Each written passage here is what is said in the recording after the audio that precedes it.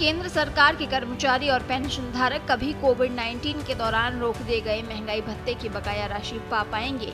ये सवाल पिछले लगभग 5 सालों से 1 करोड़ से ज्यादा केंद्रीय कर्मचारियों के मन में घूम रहा है।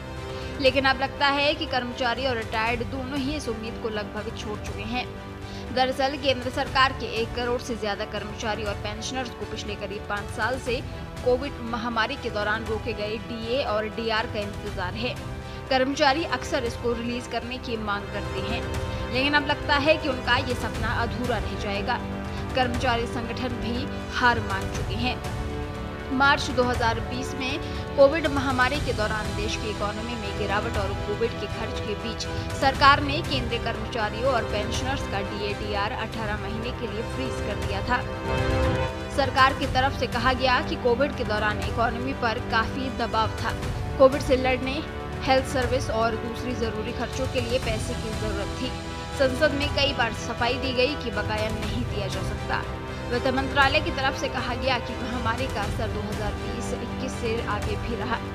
डीए-डीआर से हुई बचत के अलावा करीब 34,402 करोड़ रुपए कल्याण योजनाओं में खर्च किया गया।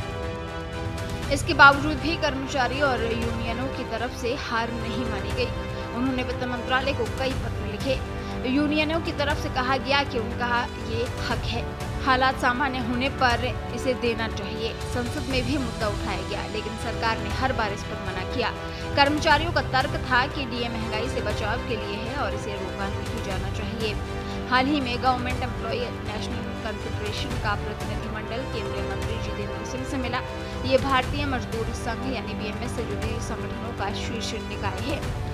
मीटिंग में कर्मचारियों की तरफ से कई पुरानी मांगे उठाई गई। इसमें बकाया डीए का मामला भी लाया गया, लेकिन आश्चर्य तब हुआ जब इसे मीटिंग से पहले ही लिस्ट से हटा दिया गया।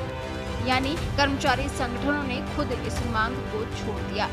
मीटिंग में इसके अलावा 12 साल बाद कंप्यूटेड पेंशन बहाल करना, संवेदनशील नियुक्तियों की कोटा 5% बढ़ाना, एनपीएस खत्म कर ओपीएस को लागू करना, 8वें वेतन आयोग का गठन और प्रमोशन के लिए निवास अवधि कम करना जैसे मुद्दे छाए रहे। इस घटना से साफ है कि जनवरी 2020 से जून 2021 तक रोके गए डीए-डीआर का बकाया नहीं मिलेगा। कर्मचारियों के लिए ये निराशाजनक है। अब इसकी आगे उम्मीद नहीं की जा सकती।